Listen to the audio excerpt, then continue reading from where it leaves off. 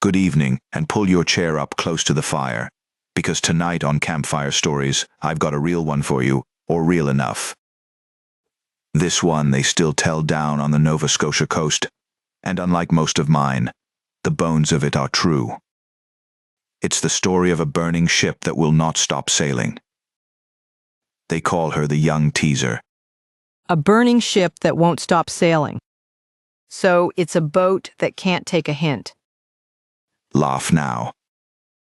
Back in 1813, in the middle of the war, the Young Teazer was an American privateer, a fast little schooner out hunting British merchant ships along this coast. She was quick, and she was lucky, and the British Navy wanted her badly. One foggy June evening, they finally ran her into a corner of Mahone Bay. Cornered by the Navy. That happens to fast little boats that go looking for trouble. It does. 3 or 4 British warships closed the mouth of the bay behind her, and there was no way out to open water. The wind died to nothing. The Teazer just sat there on the flat gray water while the big ships crept nearer through the fog, boats already in the water ready to board her. And I suppose surrendering was off the table. For most of them, maybe not. But there was one man aboard who could not surrender. The story goes he was a deserter, a fellow who'd already broken away from the British once. If they took that ship, he wasn't going to a prison. He was going to a rope. Ah, so this is where it stops being about the boat. It is. As the boarding parties rowed close, that one man went below with a torch in his hand. He walked past the crew, down into the dark, all the way to the powder magazine, where they kept the kegs that fed the cannons. And he threw his fire straight into it. Oh, that's grim. That is genuinely grim, Marty.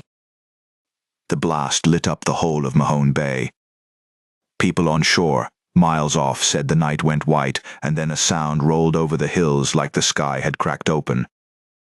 When the smoke thinned, the Young Teazer was simply gone. Of the crew, near 30 men, only a small handful were ever pulled from the water alive. That's an awful thing. But it's history. It's sad, and it's over. Where's my ghost? Patience. Here's where the water keeps the story. The very next summer, on a foggy night near the anniversary of the blast, fishermen out in Mahone Bay saw a light. A ship under full sail, all lit up bright, gliding across the water toward the very spot where the Teazer went down. A lit-up ship at night. MARTY, that's called another ship. With lanterns, they had those. They did. But this one had no wind to carry her, and she moved anyway.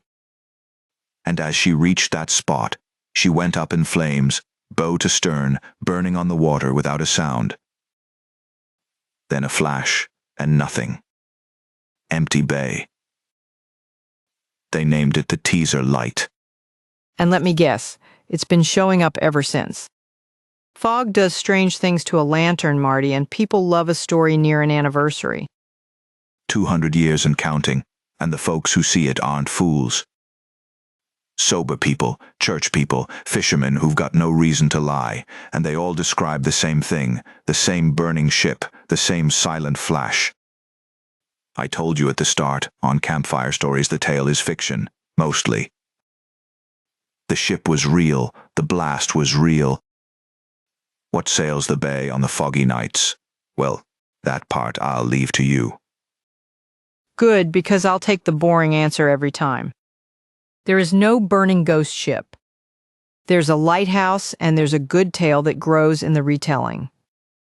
I'd have agreed with you, once. Then a few Junes back I stood on that shore myself, on a night just like this one, thick fog off the water, no wind at all. And out past the last rock, low and quiet, a light came on the bay. A light. Okay. What kind of light? The shape of a ship. Full sail, burning gold, moving toward that old spot with no wind to push her and no sound at all. and every soul on that shore stopped breathing at the same time and watched the young teaser come home to finish her sailing. You're not going to tell me what happened next, are you? No. I don't think I have to. Good night, folks. Sleep easy, and if you're ever on Mahone Bay in the fog of a June night, don't point at the water. And if you do see a burning ship, do the sensible thing and blame the lighthouse. Good night.